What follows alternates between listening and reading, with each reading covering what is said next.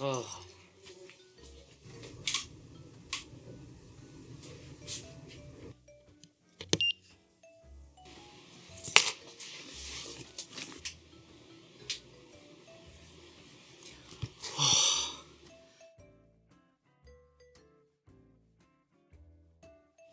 Welcome back to another video on the Rice Ball channel. We are back in the shop and oh, miss it so much.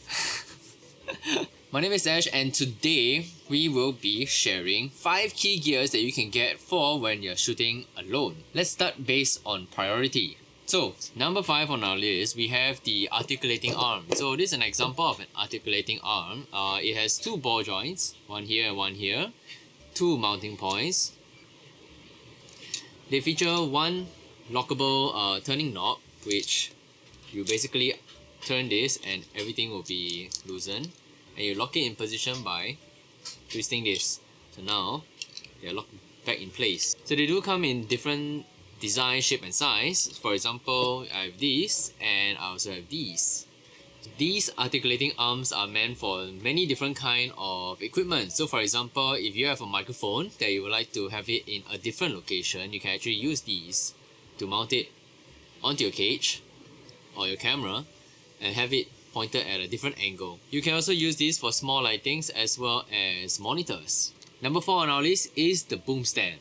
Boomstoned is a single stand unit that has a built-in boom. So a boom is a extendable arm that you can actually use to reach your camera equipment out further and closer to your subject. So in this current framing, this is a 50mm full frame equivalent lens, and I can have my microphone just above my head out of the frame. So for the articulating arm and the Boomstoned, they are our number 4 and number 5 because they give us more option in terms of positioning of our equipments like our lights, our microphone, but they're not an essential yet, especially when you're starting to build up your equipment.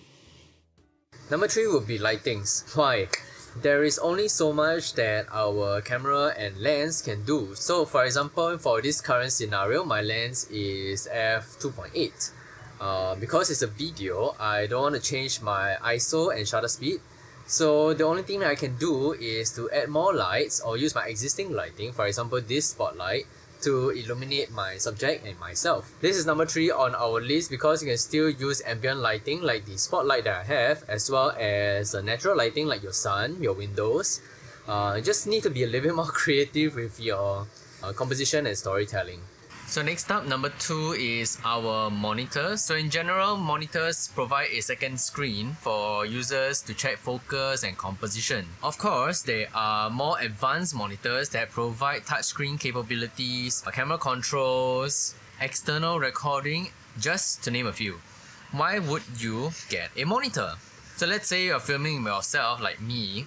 I can use the monitor to actually check my focus, check my composition, and make sure that I'm still recording while my audio levels are of acceptable range. If you're shooting for someone else, doing a super low angle shot or a super tall angle shot, like above your head level, having this external monitor with a bigger size will actually give you more flexibility in terms of viewing angles. This is number 2 because even without a monitor, you can still film as normal, checking your composition and your focus, just that it's going to be a lot more tedious. However, if you get someone else to pull your focus for you, not having a monitor, well...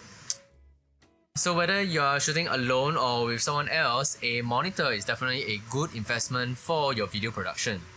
And number 1, we have the microphones. No matter how great you are at your creativity, your composition, how you tell your story, if your audio sounds like this, well, I guess you get the point. In short, a great video with poor audio, well, let's just say that your audience will probably leave pretty quickly. Bad video with great audio, audiences will probably take it as a creative film. Great video with great audio, good! In summary, these are the 5 key gears to get when you're filming alone. So of course, these are our priority lists. Feel free to switch them around depending on your situation. And that's all. Thank you so much for staying all the way to the end. Did this video help you get a better idea on what gear to prioritize? Hit the like button if it did, subscribe if you haven't already, and we will see you next week.